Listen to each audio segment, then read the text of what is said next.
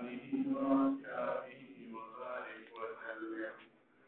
أما بعد فأعوذ بالله من الشيطان الرجيم.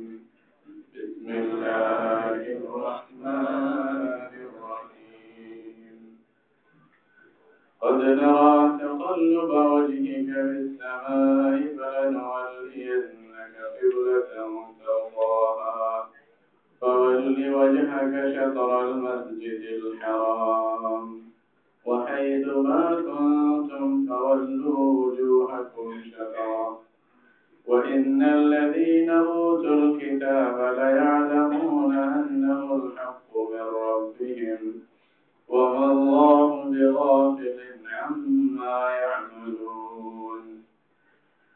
وعن أبي هريرة رضي الله عنه قال قال رسول الله صلى الله عليه وسلم ما بين بيتي ومنبري روضة من رياض الجنة ومنبري على حوضي رواه البخاري ومسلم. সম্মানিত উলামায়ে ইকরাম ও উপস্থিত আমার দেশীয় ভাইরা, আজকের এই তাফসীর মাহফিলের এই পর্বে আপনারা এতক্ষণ পর্যন্ত বিশেষ বিষয়ে বিভিন্ন কথাবার্তা শুনেছেন। আমি আপনাদেরকে আজকে ছোট্ট একটা হাদিসের ব্যাখ্যা করব সংক্ষিপ্তভাবে, যদি আল্লাহ রাব্বুল আলামিন তৌফিক দেন। আমিন। তাফসীরটা ইনশাআল্লাহ সামনে আবার নিয়মিত ধারাবাহিকভাবে চলবে। যেহেতু আজকের আয়াতের সাথে হারাম শরীফ এবং মসজিদে নববীর সম্পর্ক আছে, সেই হিসাবে মসজিদে নববী সম্পর্কে একটি কথা যেটা রাসূল করিম সাল্লাল্লাহু আলাইহি ওয়াসাল্লাম বলেছেন, ওটা আমি সংক্ষিপ্ত ব্যাখ্যা করব। এই হাদিসটা আপনারা প্রায় সবাই শুনেছেন, সবাই জানেন। হাদিসটা হলো আবু হুরায়রা রাদিয়াল্লাহু তাআলা থেকে বর্ণিত। উনি বলতেছেন যে রাসূলুল্লাহ সাল্লাল্লাহু আলাইহি ওয়াসাল্লাম বলেছেন,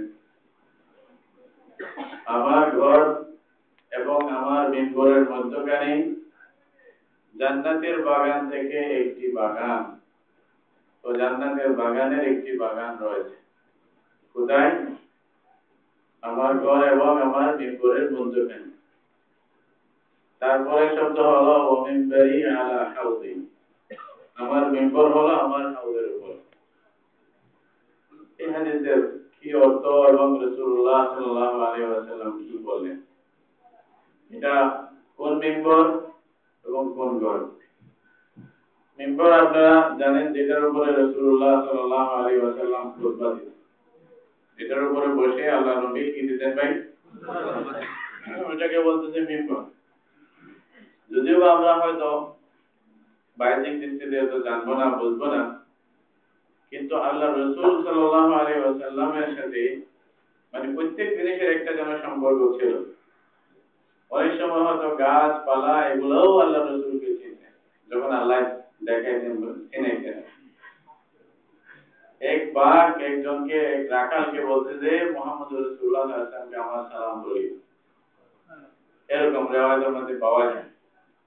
আর রাসূলুল্লাহ সাল্লাল্লাহু আলাইহি ওয়াসাল্লাম নিজে বলেছেন, মক্কা শরীফে থাকতে যখন আমি পথ দিয়া চলাফেরা করতাম, তখন অনেক সময় পাথর, অনেক সময় গাছের ডাল এগুলা বলতো আসসালাতু ওয়াসসালামু আলাইকা ইয়া রাসূলুল্লাহ, এই আওয়াজ দিত।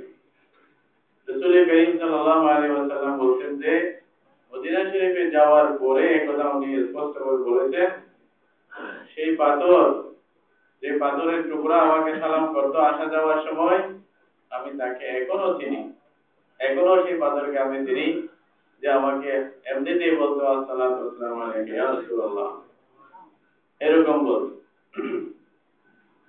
মসজিদে নববীতে মিম্বর বানানোর পূর্বে, এখনো মিম্বর বানানো হয় নাই, এর আগে রাসূলুল্লাহ সাল্লাল্লাহু আলাইহি ওয়াসাল্লাম কিভাবে মানে খুতবা দিতেন, হাদিসের মধ্যে বুখারী শরীফে লম্বা কাহিনী বর্ণনা আছে।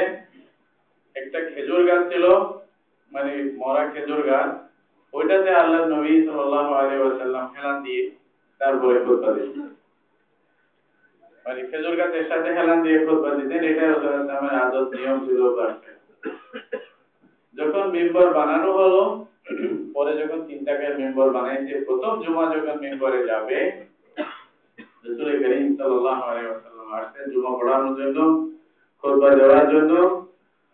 এইদিকে সমস্ত মানুষ সাহাবায়ে কেরামের জামাত সবাই উপস্থিত, যে রাসূলুল্লাহ সাল্লাল্লাহু আলাইহি ওয়াসাল্লামের খুতবা শুনবে। যখন আসবেন তখন সবাই একবারে মসজিদে কানা বলতে, যেখানে মুসলমান ছিল সবাই সবার জন্য চলে আসে। সবাই চলে আসছে, সবাই মিলে এখন খুতবার অপেক্ষায় আছে। আল্লাহ রাসূল সাল্লাল্লাহু আলাইহি ওয়াসাল্লাম উঠে আসার পরে মসজিদে তশরিফ আনলেন। আনার পরে ওই প্রথম নতুন মেম্বার যেটা বানাইছে ওই মেম্বারে বসলেন। খেজুর গাছকে প্রথমবারের মতো বাদ দিয়ে ওই নতুন মেম্বারে বসলেন। এখনো কথা সুযোগ শুরু হয় নাই, করে চুপ, সবাই চুপ। হঠাৎ এমন কান্না শুরু করতে, সবাই বলতে অবাক, কে কান্না করে? তখন এমন ভাবে কান্না করলো যে বাচ্চার মতো কান্না করবে। এখন সবাই এদিক সেদিক তাকায়, কে কান্না করে? তখন কেউ বুঝে আসলো না, এর কান্না করার মতো তো কেউ পায় না, কেন কান্না করে? তো জোরে জোরে চিল্লা আওয়াজ করতেছে। রাসূলুল্লাহ সাল্লাল্লাহু আলাইহি ওয়াসাল্লাম নিজের বসার অবস্থান থেকে উঠে খেজুর গাছকে এভাবে হাত ধরে, তখন সবাই বুঝতে পারলো কান্নাটা খেজুর গাছ থেকে আসছে। এমন কান্না করতেছে বাচ্চাদের মতো, তাহা সিয়া হাসতে ফেল, যেভাবে বাচ্চারা চিল্লায় কান্না করে সেভাবে কান্না করতেছে। খেজুর গাছ কান্না করে নেই, খেজুর গাছ তো নবীকে চেনে। তো কি হয়েছে? খেজুর গাছ বলতেছিল, এটা আল্লাহর বান্দারা বলতে বুঝতে, হান্না নাহাযিহি জিরে রাসূল নালামিদাত হামসু আরবাবে উকুল। এই হান্না মানে এটাকে বলা হবে খেজুর গাছ। এমন ভাবে কান্না করলো যেন মানুষ যেভাবে কান্না করে বাচ্চাদের মতো। ওখানে শরীফে আছে, আপনারা দেখেন, দেখতে পারবেন। এই যে বিকট আওয়াজ শুনে সবাই অবাক, কেন কান্না করতেছে? খেজুর গাছ কাঁদে কেন? কেন কান্দে? খেজুর গাছের অভিযোগ ছিল কার কাছে? আল্লাহ রাসূল সাল্লাল্লাহু আলাইহি ওয়াসাল্লাম। প্লিজ কথা বলবেন না, কথা বললে তো কেউ শুনে মানে মজা পাবে। কথা বলেন না, এমনি না বলে যা করা দরকার ভিতরে ভিতরে আসে। তো বলতেছে এমন ভাবে কান্না করলো, সবাই অবাক, কেন ভাবে কান্না করতে? খেজুর গাছ বলতেছিল, ইয়া রাসূলুল্লাহ, এতদিন পর্যন্ত আমার সাথে একটু শরীরটা লাগাইতেন, আজকে আমাকে জুদা করে দিলেন, এটা তো আমার সহ্য হচ্ছে না। রাসূল থেকে জুদা হওয়া, রাসূলের সুহবত থেকে দূরে যাওয়া, রাসূলের সুহবত থেকে মানে রাসূলের আলো থেকে দূরে যাওয়া, এটা খেজুর গাছের পর্যন্ত অসহ্য। এবং এই জন্যই কান্না করছে। রাসূল করিম সাল্লাল্লাহু আলাইহি ওয়াসাল্লাম খেজুর গাছকে অবহান করে যেন বুঝ দিতে, ওর ভাষায় ওকে বুঝাইতে যে তুমি কান্না করিও না, তোমার সাথে ভালো ব্যবহার করা হবে। কোন বর্ণনায় তাফসীরে কোন আলেম ওলামারা এরকম বলছেন যে এটা হয়তো জান্নাতে রাসূলুল্লাহ সাল্লাল্লাহু আলাইহি ওয়াসাল্লামের যে সমস্ত মানে জিনিসগুলো যাবে ওটাতে ওইটাও থাকে। আমরা যখন আল্লাহ তৌফিক দিতে, যখন যাওয়ার জন্য যখন প্রথমে জিজ্ঞাসা করছিলাম ওই খেজুর গাছে কোথায়, তো ওইখানে কোন পুলিশ যারা আগের জমানার আর কি, যারা কিছু কিছু কাহিনী জানে, ওরা বলে যে মিম্বরের পাশেই এটাকে দফন করা হয়েছে, নিচে মাটির ভিতরে। রাসূল করিম সাল্লাল্লাহু আলাইহি ওয়াসাল্লামের সাথে ইয়া ছিল, এটার একটি কারামত প্রকাশ হয়েছে, এজন্য ওইখানেই ওটাকে দফন করা হয়েছে। এই যে মিম্বর রাসূলুল্লাহ সাল্লাল্লাহু আলাইহি ওয়াসাল্লামের ঘর ছিল কোথায়? মসজিদে নববীতে আপনারা যারা গিয়ে মানে মানে গেছেন, যাদের আল্লাহ তৌফিক দিয়েছেন, সবাই আল্লাহ তৌফিক দান করুন যাওয়ার জন্য। রাসূলুল্লাহ সাল্লাল্লাহু আলাইহি ওয়াসাল্লামের মিম্বর থেকে রাসূলুল্লাহ সাল্লাল্লাহু আলাইহি ওয়াসাল্লামের ঘর মানে হযরত আয়েশা রাদিয়াল্লাহু তাআলা আনহার ঘর, মানে কামরা।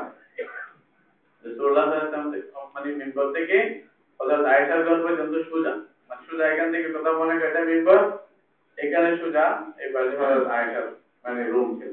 এটা হলো ঘর। তো ওইখান থেকে এইখান পর্যন্ত মধ্যখানে যে জায়গা, এটাকেই বলতেছে রাউযাতুম মিন রিয়াদিল জান্নাহ। তাহলে তোমরা কথা শুনতে দেখেন, রোজা আসবে মেহমান আসুক, এই যে রিয়াদুল জান্নাহ, হ্যাঁ মানে জান্নাতের বাগান বলতেছে, এটা অর্থ কি?